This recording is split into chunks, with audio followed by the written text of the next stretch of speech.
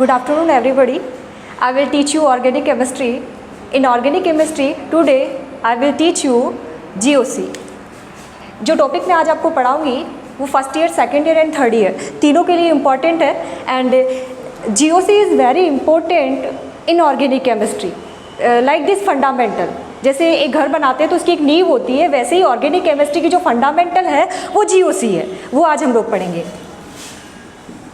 BSc art first, second and third year organic chemistry.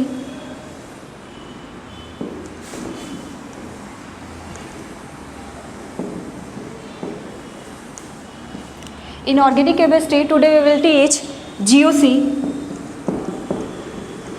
What do you mean by GOC? General organic chemistry.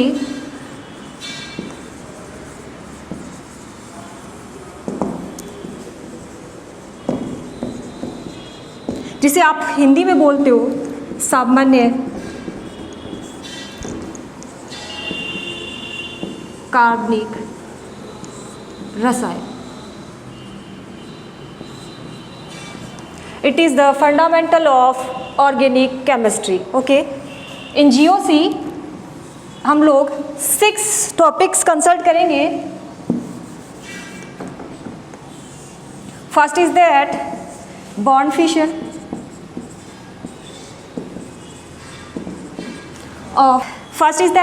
Fission of covalent bond.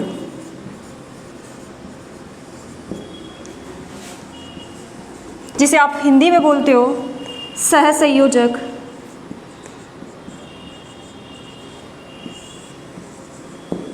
बंध का बंध वियोजन.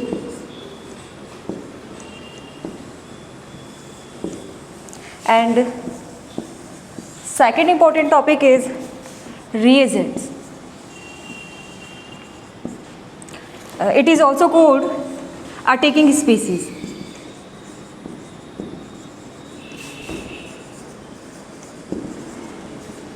In Hindi अभिकर्मक या आक्रमणकारी अभिकर्मक.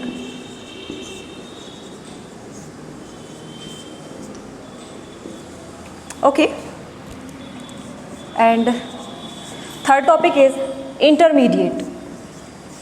ये topics हम लोग 1 by 1 स्टडी करेंगे. Intermediates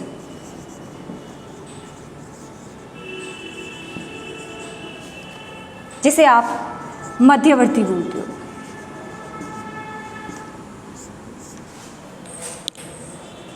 and fourth topic types of reaction.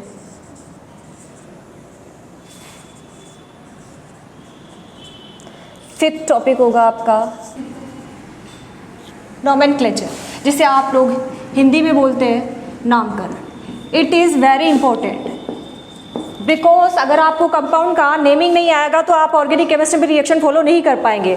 तो it is very important. And last and final topic isomerism, जिसे आप लोग समावयता बोलते हो. ओके. इन 6 टॉपिक्स के अंदर हम लोग GOC को स्टडी करेंगे 1 by 1. फर्स्ट मेरा चलेगा बॉन्ड फिशन, जो कि हमने स्टार्टिंग में पढ़ा था. बॉन्ड फिशन, बंध विदलन भी बोलते हैं इसे, बंध वियोजन भी बोलते हैं और बंध विदलन भी बोलते हैं.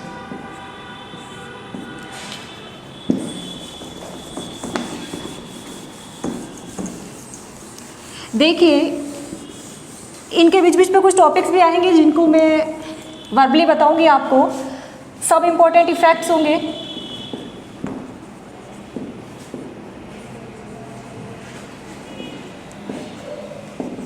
इसके अंदर हम लोग पढ़ेंगे एक तो इंडक्टिव इफेक्ट, जो मैं आपको सिर्फ शॉर्टली पढ़ाऊंगी. Inductive effect. सेकंड होगा आपका इलेक्ट्रोमेरी इफेक्ट.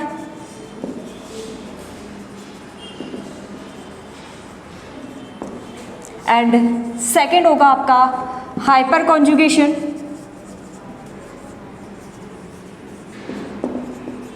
थर्ड होगा आपका रेजोनेंस। ओके, ये मैं आपको जैसे जैसे साथ में आते जाएंगे कुछ कुछ बीच में के अंदर वो मैं पढ़ाती जाऊंगी। Bone fission, bone fission is two types, दो टाइप से आपका फिशन हो सकता है। फिशन का मतलब होता है ब्रेकआउट करना, बोन को ब्रेकआउट करना।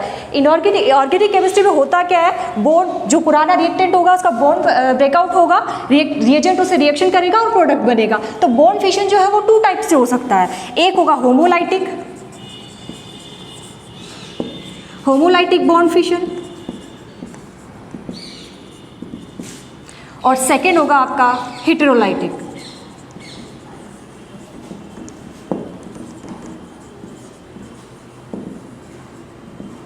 Bond fission.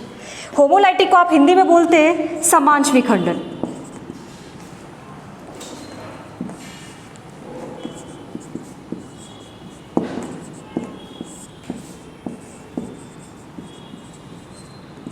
और इसे आप बोलते हो विषमांश विखंडन।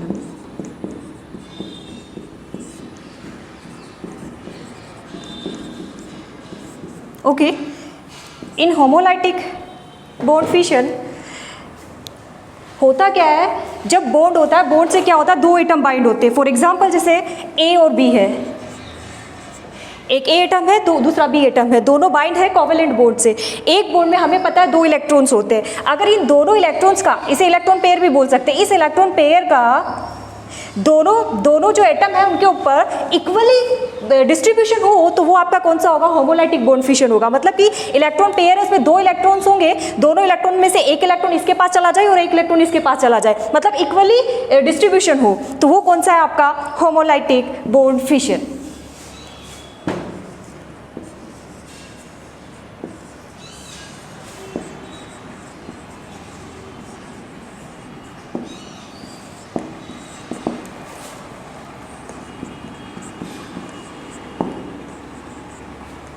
डेफिनेशन में लिख देती हूँ नीचे, जब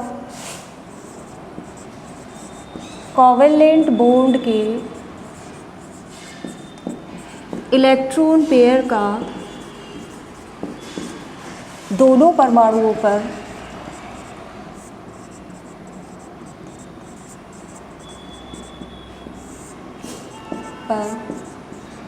समान वितरण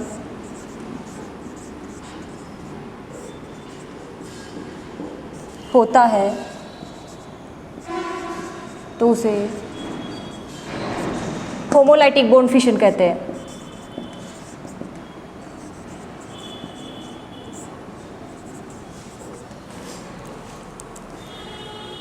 मैं ऊपर से लिखूंगी रफ करके।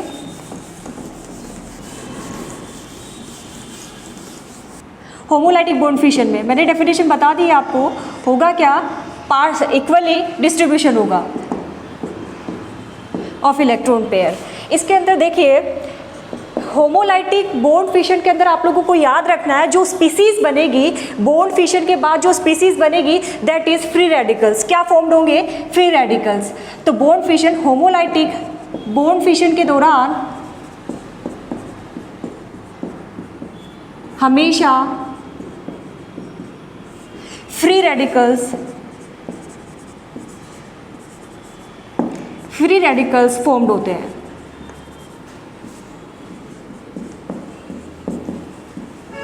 And free radicals are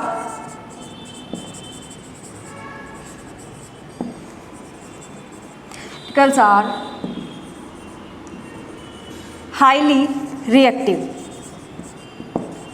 and discharge species.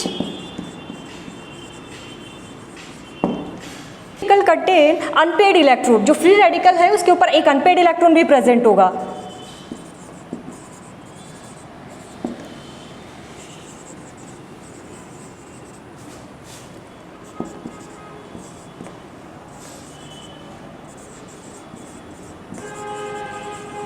Radical, so free radical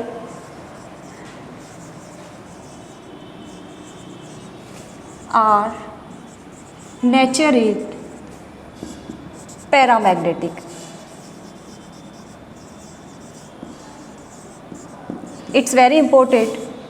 free radicals आपके कैसे हैं? मैग्नेटिक प्रॉपर्टीज़ के अंदर पैरामैग्नेटिक है, जिसे आप लोग हिंदी में अनुचुंबकीय बोलते हो। तो ये कैसा है? क्योंकि यहाँ पर क्या है, अनपेड इलेक्ट्रॉन, ये आपका एक इलेक्ट्रॉन प्रेजेंट है, इस वजह से ये क्या है, पैरामैग्नेटिक है। अब मैं आती हूँ आपके हेटेरोलाइटिक।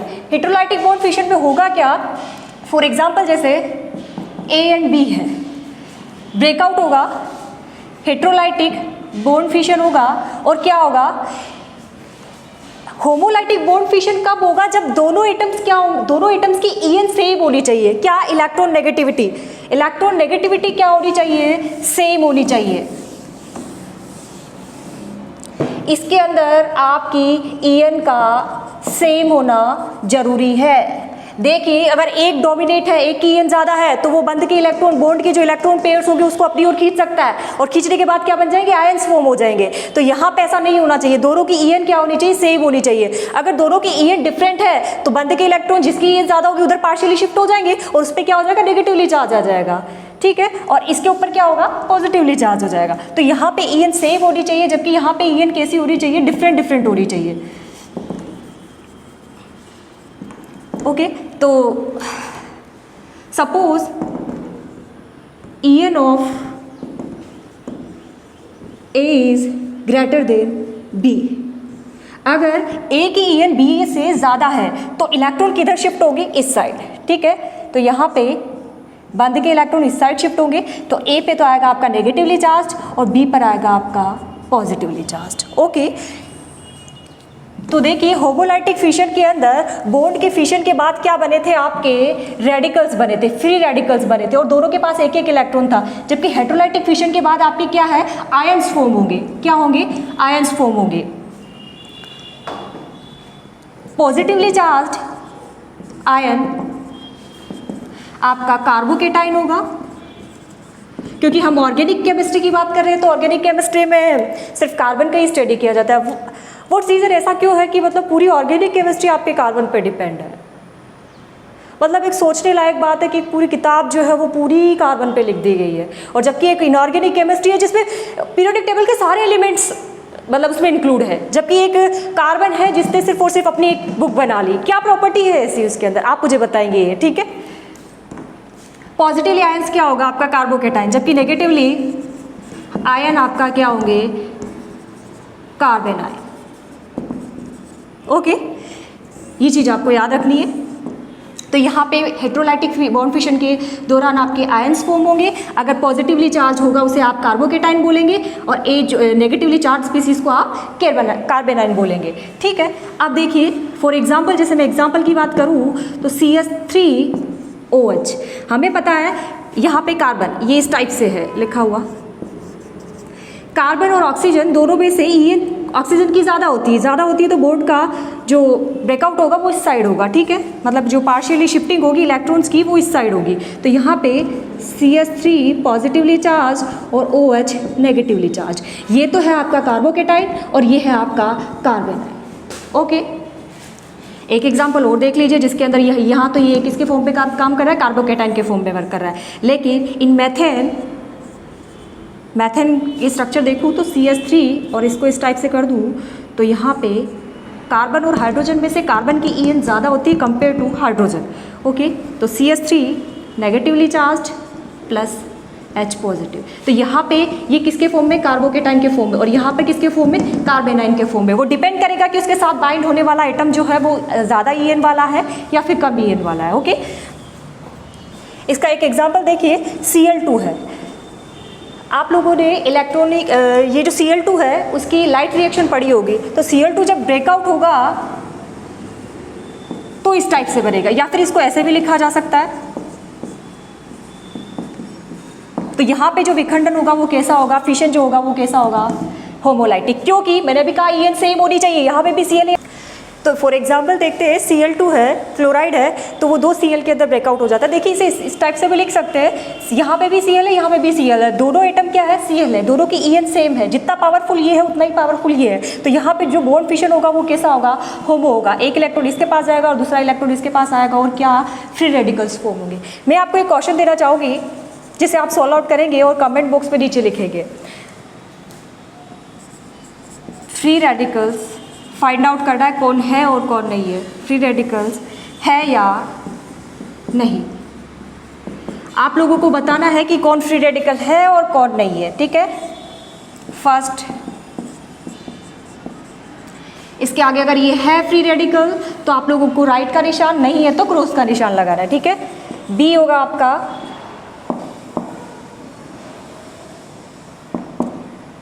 सी ऑप्शन होगा आपका एंड डी ऑप्शन होगा आपका, दैट इज अगर है तो राइट और नहीं है तो क्रॉस का साइन, ओके।